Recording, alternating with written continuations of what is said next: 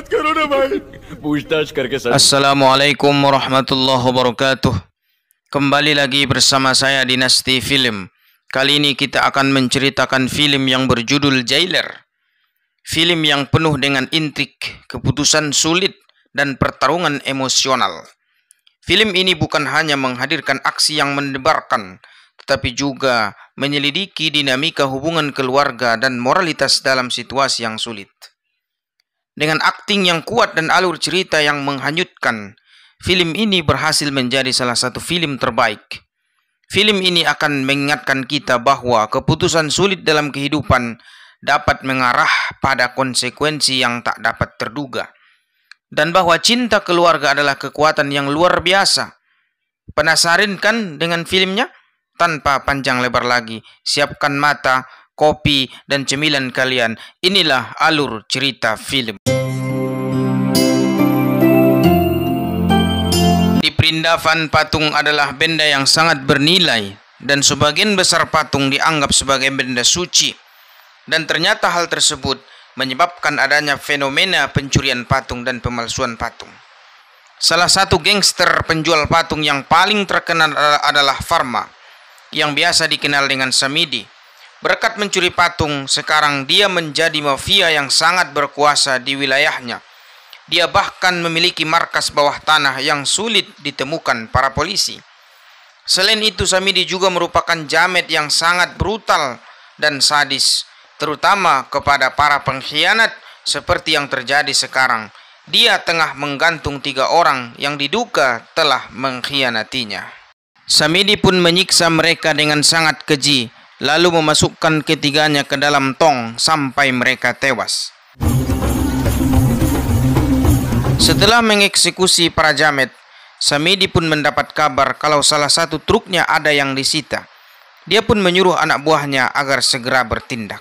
Kemudian kita diperkenalkan dengan seorang bocil kematian yang bercita-cita menjadi seorang YouTuber terkenal. Awalnya bocil ini ingin membuat konten mukbang pedas, tapi dia tidak kuat memakan cabai. Akhirnya dia pun memilih untuk membuat konten-konten yang berhubungan dengan perkebunan. Di sini dia meminta tolong kepada kakeknya yang bernama Fandian. Sepintas Fandian terlihat seperti kakek biasa, namun aslinya dia adalah pensiunan pasukan khusus dan kepala penjara yang cetar membahana. Selama menjadi kepala penjara, dia sangat disegani oleh rekan-rekannya, bahkan para napi pun sangat hormat kepadanya, karena dia selalu bersikap tegas kepada mereka, dan setelah pensiun, dia memutuskan untuk fokus kepada keluarganya. Sir, ऐसा लग रहा है अभी दुकान से लेकर आए हो. रियल लगी. Selagi membantu cucunya merekam video, tiba-tiba ada antek-anteknya Samidi yang memaksa Fandian untuk ikut bersama mereka. Dan jika tidak mau, maka mereka akan menculik cucunya. Saat itu juga, dan tanpa berpikir panjang, Fandian pun menuruti kemauan mereka. Di sisi lain, anak Fandian yang bernama Arjun sedang berada di sebuah pasar. Dia merupakan seorang polisi teladan yang sekarang sedang menyelidiki pencurian patung yang dilakukan oleh Samidi CS. Dia lantas menemui salah satu anak buahnya Samidi yang bernama Sinu bin Pak Ijo. Selama ini, Pak Ijo selalu membantu bisnis Samidi. Dan di sini Arjun meminta Pak Ijo agar memberitahu nama bosnya, akan tetapi orang itu malah mengancam Arjun dengan mengatakan bahwa dia telah menculik Fandian. Arjun terlihat panik dan khawatir karena ayahnya sudah tua dan sering encok. Pak Ijo lalu menelpon anak buahnya yang tadi menculik Fandian. Tapi tidak disangka-sangka mereka semua sudah tumbang di tangan Fandian. Mendengar itu, Pak Ijo pun langsung ketakutan dan ternyata Fandian memiliki jiwa-jiwa brutal yang disembunyikannya. Bahkan Arjun pun tidak tahu tentang keberingasan ayahnya sendiri. Arjun kemudian membawa Pak Ijo ke kantor polisi karena dia tidak mau menyebutkan nama bosnya. Arjun pun menyuruh para polisi memukulinya sampai dia buka mulut. Dan malam harinya Arjun pulang dari kantor polisi dan langsung disambut oleh ayahnya. Sebagai ayah, Fandian khawatir dengan keselamatan anaknya yang sekarang tengah mengusut kasus besar. Dia sebenarnya ingin membujuk Arjun agar ia tidak menggali informasi terlalu dalam. Akan tetapi, Arjun tetap ngotot karena hal tersebut sudah menjadi tugasnya sebagai seorang polisi. Sejak hari itu, Arjun terus melakukan investigasi kepada Pak Ijo. Meskipun begitu, ia juga tidak lupa untuk berkumpul bersama keluarganya. Namun, sayangnya dia harus melepaskan Pak Ijo karena sudah muak dan tidak mendapatkan informasi yang bisa digunakan untuk menangkap dedengkotnya. Di sisi lain, sedang ada Fandian untuk membeli buah dan juga sayur. Tapi ketika hendak pulang, tiba-tiba ada supir taksi yang hampir menabraknya. Rupa-rupanya supir taksi itu memang sering mengganggu Fandian. Dia bahkan terlihat meremehkannya dan menganggap Fandian sebagai seorang kakek biasa, bukan kakek super seperti Mbah Sugiono. Selain itu, supir taksi itu juga sering memalak barang belanjaan Fandian. Beberapa hari kemudian, Fandian terlihat gusar karena Arjun mendadak hilang. Setelah 24 jam polisi itu masih belum pulang, bahkan rekan-rekannya di kepolisian pun tidak tahu tentang hilangnya Arjun. Fandian pun akhirnya melaporkan hal ini kepada para petinggi polisi. Tapi mereka malah menganggapnya sudah tewas karena terlalu stres dengan pekerjaannya. Mendengarkan itu, Fandian pun sangat kecewa kepada kepolisian Farindavan yang biasanya hanya membacot saja. बता दीजिए please. Fandian lalu mendatangi si Jamet Pak Ijo karena dia menduga bahwa hilangnya Arjun ada kaitannya dengan Pak Ijo. Tapi sialnya, Jamet itu tidak mau buka mulut dan dia malah menertawakan Fandian. Malam harinya, keluarga Fandian didatangi oleh rekan-rekan Arjun yang ingin meminta beberapa keterangan. Setelah itu, salah satu dari mereka mengatakan bahwa Arjun mungkin sudah meninggal dunia karena berdasarkan pengalaman orang yang pernah menyelidiki patung tidak pernah ada yang selamat. Ketika keluarganya sudah pasrah, Fandian justru mencium aroma-aroma jamet yang sangat kental. Dia sangat yakin kalau semua ini pasti ada kaitannya dengan Pak Ijo. Alhasil, dia pun memutuskan untuk menyelidikinya sendirian. Saat itu, ketika dia mau pergi ke tempat Pak Ijo, tiba-tiba dia berpapasan dengan supir taksi itu dan hampir tertabrak oleh mobilnya. Akan tetapi, sekarang Fandian terlihat lebih menakutkan, sehingga supir taksi itu pun tidak berani mengganggunya lagi. Supir taksi itu pun bahkan mau mengantarnya secara sukarela. Sesampainya di sana, Fandian langsung menyusup ke rumah Pak Ijo dan tanpa terdeteksi oleh penjaga. Tanpa banyak bicara, Fandian pun menghabisi Pak Ijo lalu memasukkan mayatnya ke dalam karung.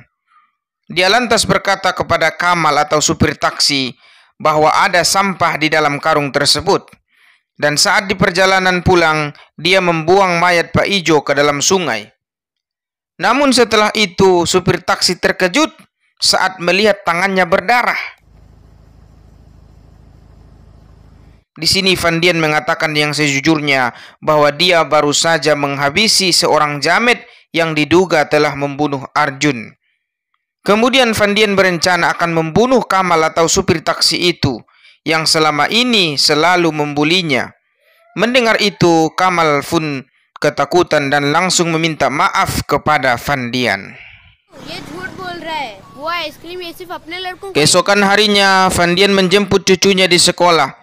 Dan sebelum pulang, cucunya itu ingin membeli es krim yang dijual di pinggir jalan. Namun dari kejauhan, Fandian melihat ada seseorang yang sedang naik bajai sambil membawa golok. Dan sepertinya jamet itu berniat untuk membunuh cucunya. Seketika itu, Fandian pun melindunginya dari tebasan golok. Beberapa saat kemudian, dia mendapatkan telepon dari Samidi.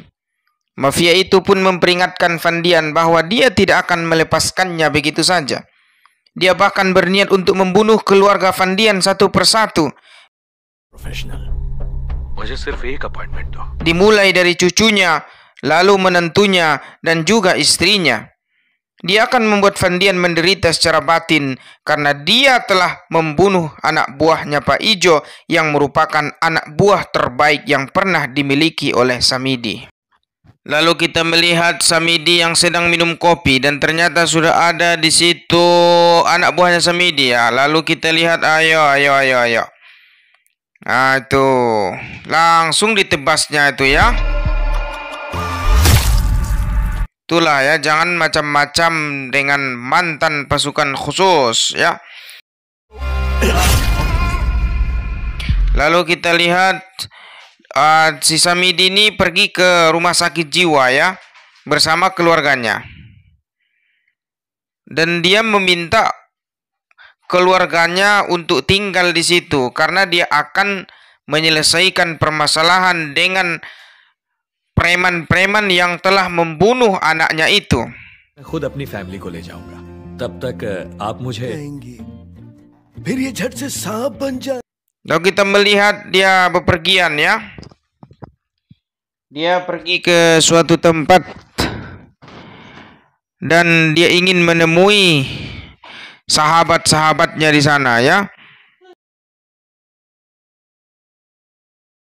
गुल्ले लेके आना सिर्फ मेरे लिए.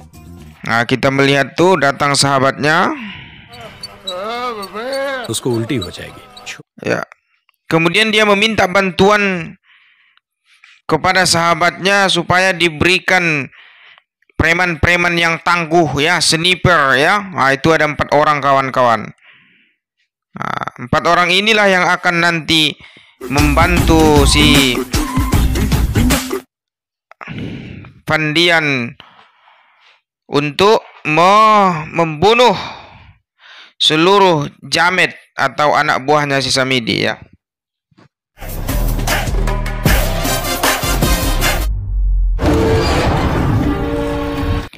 Lalu kita melihat preman itu mau membunuh keluarganya si Van Dien ini ya. Tapi ketika dia mau membunuhnya, tiba-tiba dia melihat bahwasanya patungnya ditahan atau truknya ditahan oleh si Van Dien itu kawan-kawan नहीं ya. कर सकता ये समझ लिया क्या? तेरे मेरे बीच इतनी ही दोस्त. Akhirnya dia pun meminta maaf dan berjanji tidak akan mengganggu keluarganya lagi. Dan mereka bertemu kawan-kawan dan membuat perjanjian ya. Ticket पे ही 100 रुपए दे देता. थू.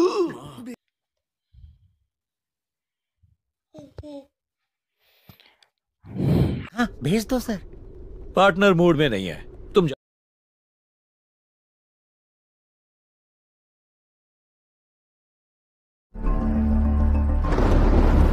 Lalu di malam harinya anak buahnya Samidi ini berdatangan ke rumah si Van Dien ini untuk membunuh mereka semua.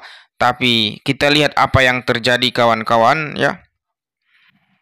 Seluruh anak buahnya dihabisi oleh Van Dien. Dia hanya duduk santai di situ kawan-kawannya di meja makan tuh ya.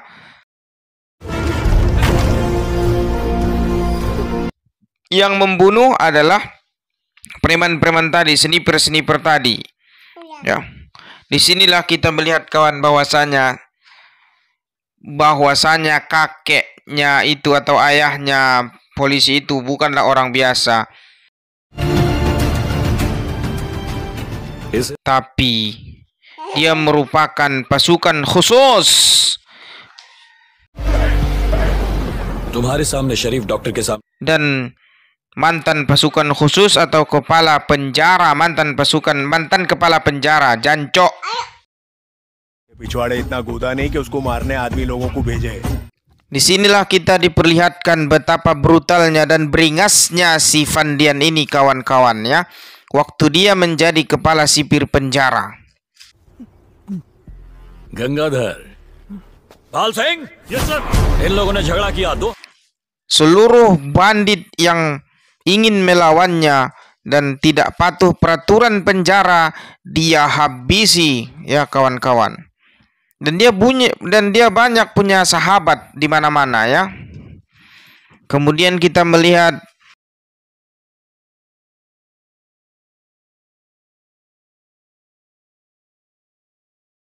Follow करो, तभी बिना टूटी हड्डियों के बाहर जा सकते. Van Dian ini mendatangi Samidi yang telah menahan atau menculik anaknya sendiri. Oh, kita lihat ya, baku hantam pun terjadi kawan-kawan.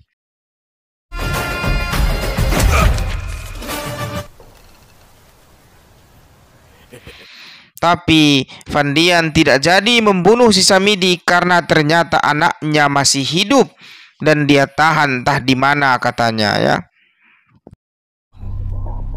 मेरा बेटा मुझे लौटा. इंडिया में तेरे फुल कॉन्टैक्ट्स हैं. Dan kalau mau anakmu kembali, dia mengatakan seperti itu, kamu harus membawakan saya mahkota yang berada di kuil yang berada di Hindia, katanya begitu. It's a national treasure. सिर्फ उसे Dan tidak punya banyak pilihan, Van Dian pun menyetujui perjanjian itu dan dia akan membawa mahkota tersebut. Disinilah kita melihat ya keahlian Van Dian untuk mendapatkan mahkota tersebut.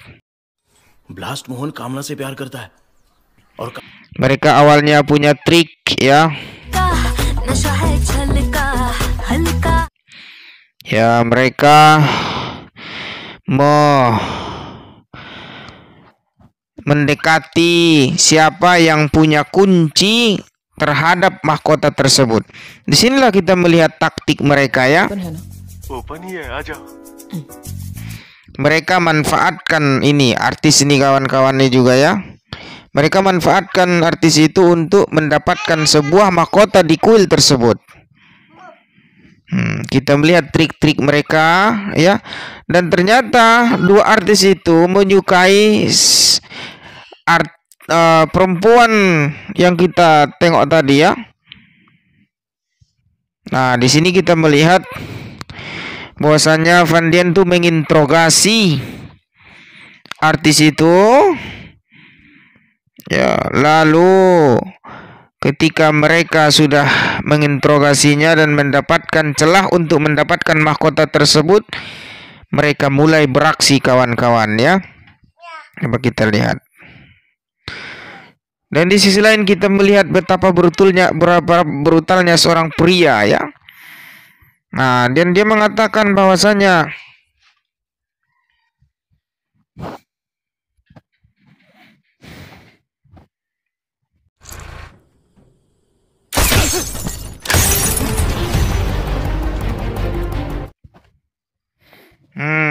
mereka sudah beraksi kawan-kawan. Dan ternyata kameranya itu dimanipulasi ya.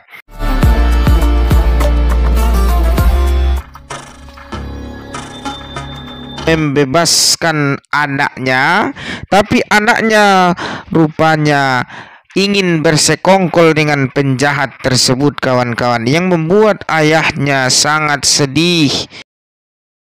और कोई रास्ता नहीं है. क्या बोलता है? Ketika melihat anaknya ingin bersekongkol mencuri patung-patung, itulah anaknya berubah kawan-kawan setelah ditahan oleh preman itu. Nah, anaknya pun sudah pulang ke tempat ayahnya dan kita melihat क्या हुआ? ले बात कर.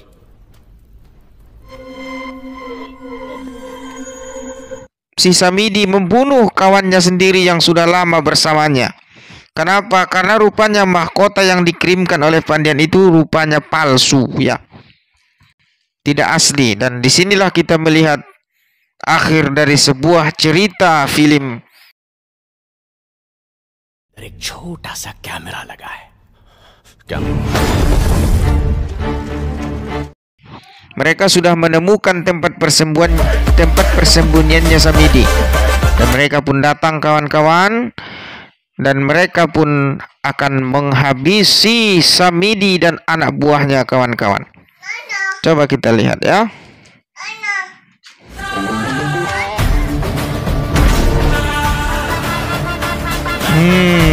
Nah, disinilah kita melihat betapa brutal dan kejamnya si Van Dian ini kawan-kawan ya. Dan di akhir cerita Anaknya pun ingin membunuh ayahnya karena ayahnya ingin anaknya mengakui kesalahannya, tapi anaknya tidak mau, yang akhirnya ditembak oleh Sniffer, kawan-kawan.